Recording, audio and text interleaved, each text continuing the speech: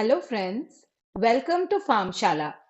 आज से हम स्टार्ट करने वाले हैं एक नया सीरीज जिसमें होगा important MCQ with detail explanation for railway pharmacist exam preparation.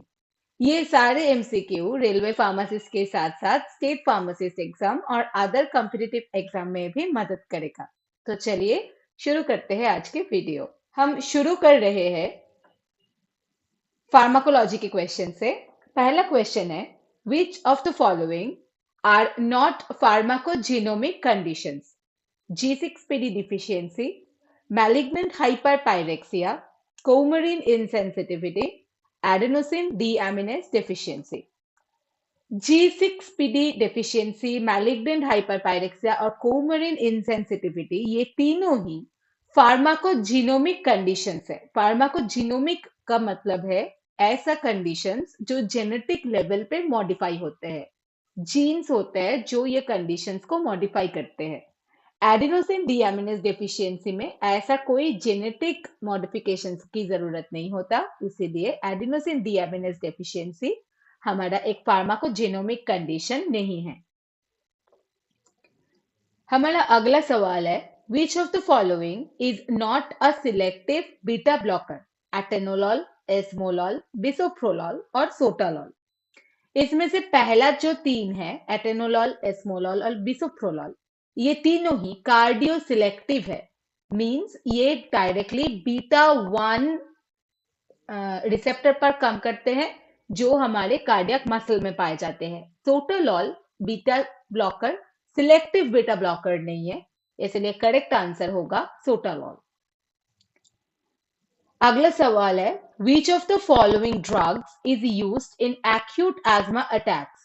जाफिरलुकस, nedocromil, prednisolone, albuterol. Acute asthma attacks में वो सब ड्रग्स यूज होते हैं जो बहुत जल्दी काम करते हैं और उसका काम ऐसा है जो इफेक्टिवली हमारे एस्थमा अटैक को कम कर सके।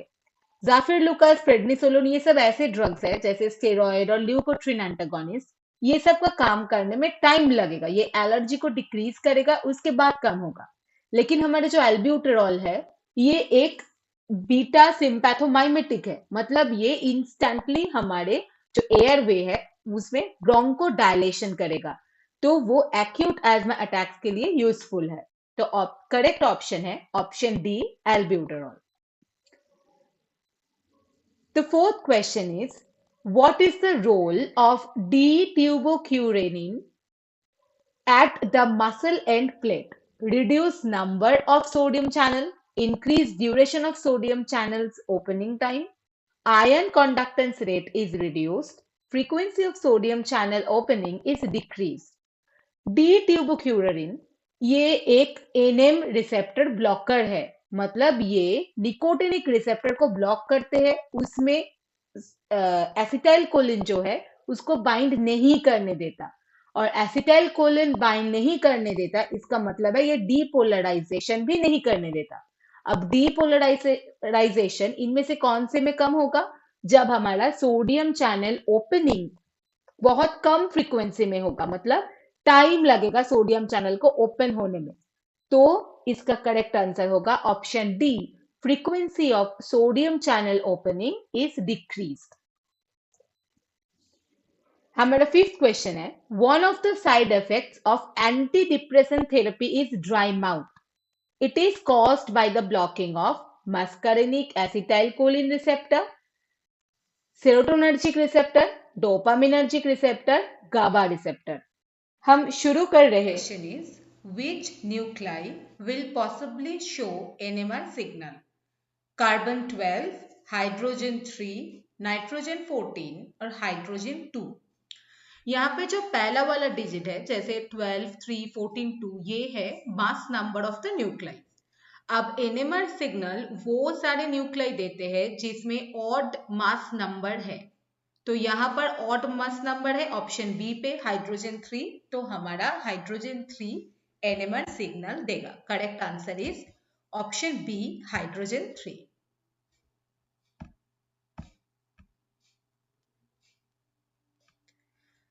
Next question is, sample of IR are prepared in which of the following forms? Solid, liquid, gas, all of the above. आयर में हम कोई भी फॉर्म में सैंपल प्रिपेयर कर सकते हैं, तो ऑप्शन होगा ऑप्शन डी, करेक्ट ऑप्शन होगा option D, all of the above. अगला सवाल है, steroids can be detected by which of the following in TLC? Ninhydrin, iodine vapour, antimony chloride, all of the above. Now TLC में हम लोग एक particular substance को detect करने के लिए एक पर्टिकुलर सब्सटेंस यूज करते हैं। इसको बोलते हैं reagent and compound to be detected. Reagent एक पर्टिकुलर कलर देते हैं जिसके साथ हम डिटेक्ट कर सकते हैं कि हमारा कौन सा कंपाउंड हम डिटेक्ट कर रहे हैं। जैसे पहला ऑप्शन है निनहाइड्रिन। निनहाइड्रिन हम लोग अमाइनो एसिड के लिए यूज करते हैं and it gives purple colour. Iodine vapour most of the organic substance के लिए यूज हो जाते हैं, इसमें ब्राउन कलर आते हैं। हमारा करेक्ट आंसर है एंटीमोनी क्लोराइड। एंटीमोनी क्लोराइड और एंटीमोनी ट्राइक्लोराइड स्टेरॉइड के साथ रिएक्शन करके पर्पल कलर देते हैं। ये टीएलसी में कौन से रिएजेंट कौन से कंपाउंड को डिटेक्ट करते हैं, ये बहुत इंपॉर्टेंट है। बहुत सारे सवाल जीपैट में भी आते हैं और कोई भी कॉम्पिटिटिव एग्जाम में भी आ सकते हैं। जैसे ब्रोमोक्रेसॉल ग्रीन हम एसिड के लिए यूज करते हैं, नाइट्रोफिनाइल हाइड्रोजिन हम एल्डिहाइड और कीटोन के लिए यूज करते हैं, फिर ब्रोमोथाइमोल ब्लू हम लिपिड्स के लिए यूज कर सकते हैं, एनिलिन थैलेट हम कार्बोहाइड्रेट के लिए यूज कर सकते हैं। ऐसे एक लिस्ट बना के ये पढ़ना बहुत जरूरी है क्योंकि यहाँ से जीपैट में भी बहुत सारे सवाल आते हैं। तो करेक्ट ये क्वेश्चन के लिए हमारा करेक्ट आंसर है एंटीमोनी क्लोराइड और एंटीमोनी ट्राइक्लोराइड, ये स्टेरॉइड को डिटेक्ट करते हैं। अगला सवाल है, in paper chromatography the separation of components takes place due to potential difference, partition coefficient, refractive index, none of the above. Paper chromatography में क्या होता है, पेपर में जनरली वाटर का कंटेंट होता है, तो पेपर के थ्रू जब हमारा कोई भी सैंपल जा रहे हैं इन क्रोमेटोग्राफी, तो वो पार्टीशन कोएफिशिएंट में ऐसे डिवाइड हो जाते हैं कि कोई सैंपल ऊपर पोर्शन में रह जाते हैं, कोई इल्यूसिट करके नीचे पोर्शन में आ जाते हैं। तो करेक्ट ऑप्शन होगा पार्टीशन कोएफिशिएंट। पेपर क्रोमेटोग्राफी में पार्टीशन कोएफिशिएंट यूज होते हैं, टीएलसी में हमारा एब्जॉर्प्शन काम आते हैं। तो ये सवाल के लिए हमारा करेक्ट आंसर है पार्टीशन कोएफिशिएंट। अगला सवाल है, principle behind polarographic analysis is based on electrode potential, migration current, half wave potential, limiting current. ये भी एक बहुत इंपॉर्टेंट सवाल है।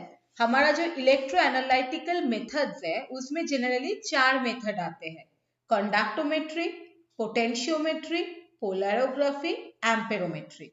इसमें से हमारा जो सवाल है वो है पोलैरोग्राफी पे। पोलैरोग्राफी में हमारा हाफ वेव पोटेंशियल कांस्टेंट रहते हैं, तो इसका करेक्ट आंसर होगा हाफ वेव पोटेंशियल।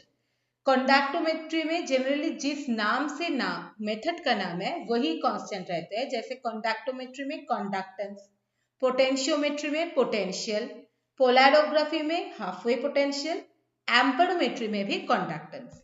तो ऐसे हम याद कर सकते हैं कि मेथड्स के नाम जिस पे है उसी वही चीज जनरली कांस्टेंट रहते हैं फॉर इलेक्ट्रो एनालिटिकल मेथड्स। और ये भी पढ़ना बहुत इंपॉर्टेंट है, मेथड के नाम, उसका बेसिक प्रिंसिपल क्या है, मतलब अगर हम कोई ग्राफ बना रहे हैं तो उसका, जैसे पोलैरोग्राफी में हम लोग करंट वर्सेस अप्लाइड पोटेंशियल का ग्राफ बनाते हैं, ऐसे कौन सा ग्राफ बना रहे हैं, कांस्टेंट कौन सा है और इलेक्ट्रोड में हम कौन सा यूज कर रहे हैं। Is steroidal compounds are synthesized in plant through which of the following pathway? Shikimic acid pathway, malonic acid pathway, mevalonic acid pathway, both A and C. ये बायोसिंथेटिक पाथवे का जो चैप्टर है ये बहुत इंपॉर्टेंट है और इसमें एटलीस्ट ये याद रखना बहुत जरूरी है कि हर एक पाथवे में से हम लोग क्या एंड प्रोडक्ट पा रहे हैं। जैसे हमारा पहला ऑप्शन है शिकिमिक एसिड पाथवे। शिकिमिक एसिड पाथवे का एंड प्रोडक्ट है जैसे एल्कलॉइड या फिर पेनिसिलिन। ऐसा ये बायोसिंथेसिस ऑफ C6C3 यूनिट ये शिकेमिक एसिड पाथवे के थ्रू होता है। सेकेंड ऑप्शन है malonic acid pathway. Malonic acid pathway से हम लोग जो सिंथेसाइज कर सकते हैं वो है tetracycline, erythromycin, anthraquinones and fats and waxes also. Mevalonic acid pathway के मदद से हम लोग steroidal components and terpenoidal compounds ये सारे सिंथेसाइज कर सकते हैं। तो हमारा करेक्ट आंसर होगा mevalonic acid pathway, option C. Next question is which of the following colors is been shown by mucilage reaction with ruthenium red? Blue, green, pink and yellow. नाम से ही पता चल रहा है र्यूथेनियम रेड, तो कोई रेडिश टाइप का कलर होगा। करेक्ट आंसर है option C, pink. Mucilage ruthenium red के साथ रिएक्शन करके पिंक डॉट्स देते हैं। Next question is the laxative action of castor oil is due to presence of saturated glyceride, unsaturated glyceride, both A and B, none. अब castor oil में हमारा जो active constituent है वो है रिसिनोलेइक एसिड। रिसिनोलेइक एसिड में एक डबल बॉन्ड होता है, मतलब ये हुआ unsaturated glyceride. So option B होगा correct answer, unsaturated glyceride. Next question is the total number of isoprene units present in tetracyclic diterpenoids is 4, 5, 6, 7। यहाँ पे जो ट्रिक है हमें याद रखना है, डाइटर्पिनॉइड में 4 होते हैं, जैसे ट्राइटर्पिनॉइड में 6 होते हैं, वैसे डाइटर्पिनॉइड में 4 होते हैं, 4 आइसोप्रीन यूनिट्स है। वो टेट्रासाइक्लिक, बाइसाइक्लिक जो भी हो 4 आइसोप्रीन यूनिट्स ही रहेगा। टेट्रासाइक्लिक का मतलब क्या है, वो 4 आइसोप्रीन यूनिट्स 4 साइकिल में डिवाइडेड है, 4 साइक्लिक स्ट्रक्चर है। इसका मतलब ये नहीं है कि आइसोप्रीन यूनिट का नंबर चेंज हो जाएगा। तो टेट्रासाइक्लिक डाइटर्पिनॉइड में आइसोप्रीन यूनिट का नंबर होगा 4। जो भी क्वेश्चन आए tetracyclic, bicyclic, answer diterpenoid, triterpenoid इसके हिसाब से होगा। करेक्ट आंसर है ऑप्शन ए 4। फार्माकोग्नोसी पार्ट का लास्ट सवाल है, ये बहुत एक इंफॉर्मेटिव सवाल है। Cinnamic aldehyde gives brown colour and eugenol gives blue colour with barium hydroxide solution, Sudan 3, ferric chloride solution and KOH solution। इसका ऑप्शन हो करेक्ट आंसर होगा option C, ferric chloride solution। Our next question is hybridization of alkyl carbanion is sp3, sp2, sp, sp3d। alkyl carbanion means like methyl carbanion or ethyl carbanion, and they have no unsaturation in it. So the correct answer will be sp3, option A, sp3 is the correct answer। Second question in the chemistry section is reaction intermediate of E1 reaction is carbocation, carbanion, carbene, cyclic alkane।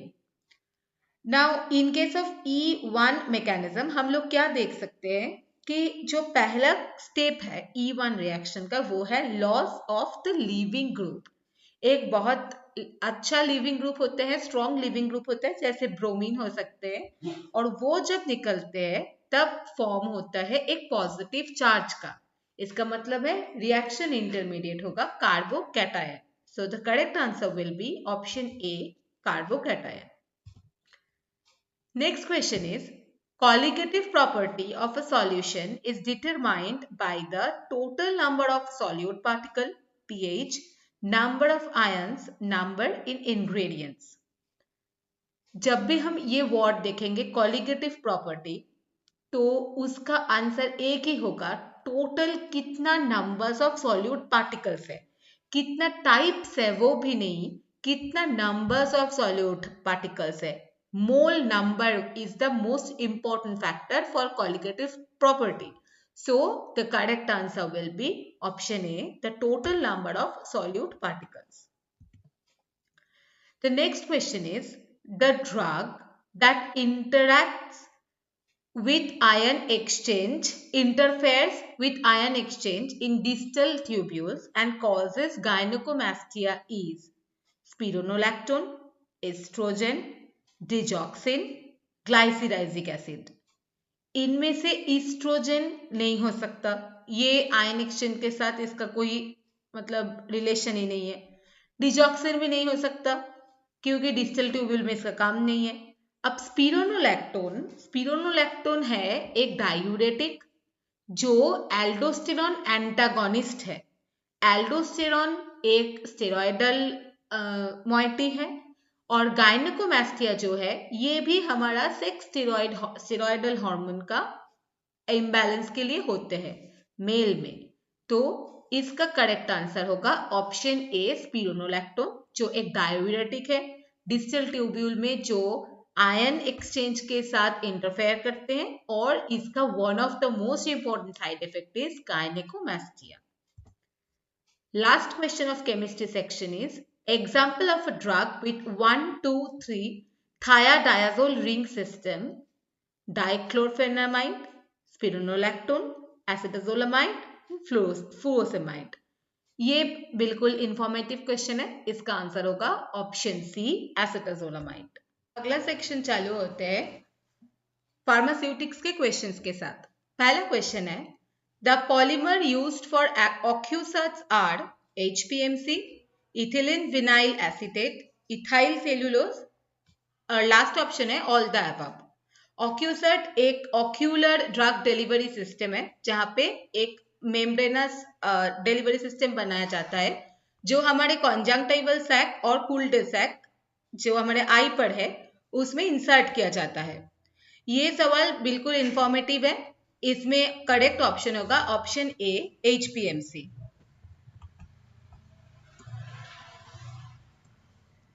अगला सवाल है which dryer involves atomisation: spray dryer, FBD और fluidised bed dryer, tray dryer और tunnel dryer. Atomisation generally वो सारे dryers के लिए use होते हैं जो न्यूमेटिक ड्रायर्स है, मतलब जहां पे हमारा फीड लिक्विड हो सकते हैं लेकिन उसको हम गैसियस फेज में चेंज करेंगे उसके बाद वो ड्राई होगा। तो ये चार ऑप्शंस में से ऑप्शन ए स्प्रे ड्रायर है एक न्यूमेटिक ड्रायर, तो करेक्ट ऑप्शन होगा ऑप्शन ए स्प्रे ड्रायर। अगला सवाल है absorption is a dash process: endothermic, exothermic, irreversible, both B and C. ये भी बिल्कुल डायरेक्ट क्वेश्चन है, इसमें करेक्ट आंसर होगा ऑप्शन बी एक्सोथर्मिक प्रोसेस। हमारा अगला सवाल है HLB range of an emulsifier used to be water in oil emulsion is 3 to 6, 7 to 12, 13 to 15, greater than 15। अब HLB रेंज का हमारा जो स्केल है HLB स्केल वो बहुत इंपॉर्टेंट है। GPAT में या फिर कोई भी कॉम्पिटिटिव एग्जाम में HLB स्केल जो है उससे डायरेक्ट क्वेश्चन आते हैं। जैसे 1 to 3 रेंज में आते हैं anti foaming agent, 3 to 8 range में आते हैं oil in water emulsifiers, 7 to 9 में आते हैं वेटिंग एजेंट, 8 to 16 में आते हैं water in oil in water, detergents आते हैं 13 to 16 और 16 to 20 आते हैं सॉल्युबलाइजर। HLB स्केल में जितना हायर से लोअर तक जाते हैं स्केल मतलब लोअर से हायर तक जाते हैं मतलब HLB scale 1 to HLB scale 20 hydrophilicity उतना ज्यादा बढ़ते हैं, मतलब हमारे जितना ऊपर वाले हैं वो सारे हैं लिपोफिलिक और जितना नीचे वाले हैं वो सारे हैं हाइड्रोफिलिक। तो जितना नीचे उतना हाइड्रोफिलिक है। तो यहाँ पे हमारा करेक्ट आंसर होगा ऑप्शन ए 3 to 6, क्योंकि बोला गया है वाटर इन ऑयल मतलब लिपोफिलिक टाइप का होगा, तो इनमें से 3 to 6 लिपोफिलिक रेंज में आते हैं, तो करेक्ट आंसर होगा 3 to 6। अगला सवाल है which of the following problem of tablet is due to poor granule flow: double impression, harder tablet, weight variation, and peaking. अब पुअर ग्रैन्यूल फ्लो का मतलब ये है कि जब हॉपर में से नीचे जा रहे हैं ग्रैन्यूल्स, तब ग्रैन्यूल यूनिफॉर्मली नहीं जा रहे हैं। ग्रैन्यूल यूनिफॉर्मली नहीं जा रहे, इसका मतलब है हर एक डाई में, कुछ डाई में ज्यादा ग्रैन्यूल जा सकते हैं, कुछ में कम ग्रैन्यूल जा सकते हैं। इसका मतलब टैबलेट का वेट वेरिएशन होगा। तो ये सवाल का करेक्ट आंसर होगा ऑप्शन सी, वेट वेरिएशन।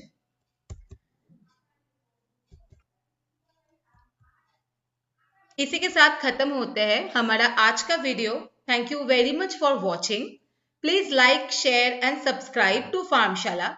ये जो हमारा पीडीएफ है, इसको पाने के लिए आप लोग विजिट कर सकते हैं फार्मशाला की वेबसाइट farmshala.in, या फिर आप लोग ज्वाइन कर सकते हैं टेलीग्राम चैनल, उसका भी नाम है फार्मशाला। Thank you.